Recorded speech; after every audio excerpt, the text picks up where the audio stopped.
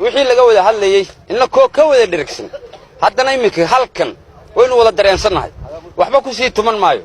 waxaan idin sheegaya oo anigu halkan aan ka cadaynaya shucuurta muwaadiniinta iyo halka arrin maanta naga taagan yahay iyo jilicsanaanteeda ayaan ka cadaynaya 40 jir baan ahay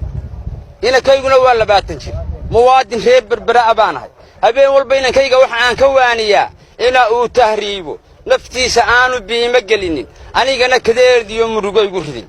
markaas seexana waaga bariya u shaqo tag baan islaaha waan ka lahaa goobahan shaqada u tuhmayaa baan tagaa dekadaan tagaa waan ku hungooba askari baa iska kay hortaaga waxa aan arkaa nin wastaad lagu sheegayo oo ila mida oo maqaawila oo ajaanaba magac kastaba ha lahaado waxa aan arkaa kuuli ila mida oo maqaawila oo shaqadeedii haysta oo eesi u baxayo anigu hungaan la soo noqdaa waxaan haddana u soo ordaa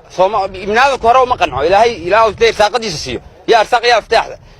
berberaan ku soo laabtaa 20 fooqee ka socda ee shirkadaha shacabka ahi ay wataan ayaan haddana u soo noqdaa waxaan ugu imaadaa shaqaale ay soo mawaariteen oo magacyo badan leh oo caddaana oo Banglaadeshiin u badan oo aan iga farsamo badnayn oo ka shaqaynaya oo malqacadaydiista waan ka soo noqdaa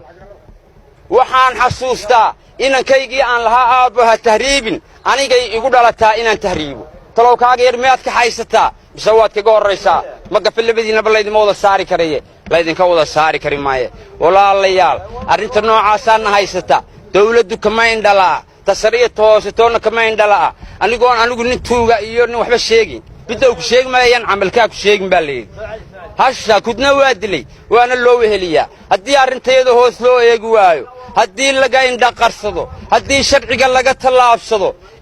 inay shantayada farood shaqayn doonaan muwaadin baanahay shaar shacab baan sitaa maamulaa jira dawlad baatiin shaar dawladeed baa sidataan hadduu shaarkiina dawladnimo xaqa arki waayo oo cadaalad lagu maamuli waayo oo xaqayaga nin kale loo xawilo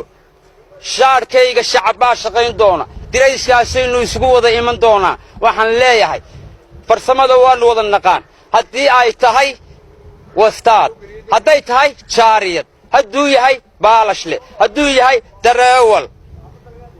salfayarka hadday tahay imtixaan baan u gelayaa cid kale waxba ugama ogoli dekada berbera teknolojiyad iyo nuclear laga soo saari maayo lagu samayn maayo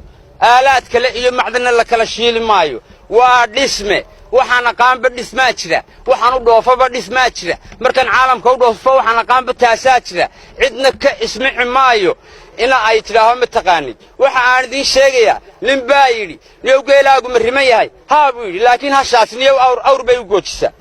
annaga nin taliyaa baa annaka oo shirayna oo dantayada ka shirayna noo yimi wuxuu yidhi maxaa ka shirayseen dana ayagaanu ku nidhi anigu waxba magacaabi maayo waxa uu yidhi ma shaqaa taqaanin Soomaalidu way qayishaan 3 saacadood baa shaqaysaan ninka ajaanibka 12 saacadood buu shaqeeyaa idinkuna waa qayishaan aniga guri baa ii dhisteen 6 bilood buu dhisnaa wuu dildilaacay meesha ku kala taga 100 qof oo caadifadaysan baan noohay haddaanu markii gaari cad buu watay dhagaxa saaro wala naxilxili laaw waxa ka horeysay habeennimadka sidaan leeyahay ina dacar inaanu maalinnimadkii dekeday shortubnay inuu maareeyaha dekadu oo nagu yiri aan saxaafadii ku yeedhay bal waxa ka hadlaysaan ka hadla annagoo bartii fadhina taliya aamin oo ordaya noo yimi shaqaalayaga mid kamida ayuu bakoorad kala booday 15 buu ku dhaawacay annaguna hal dhagax baan u tuuray nin buu ku yadhacay waa la soo xilxilay waa la jir dilay ilaa hadday shaqaalayagii muwaadiniinta ahaa busaaradii dhaawac ugu jira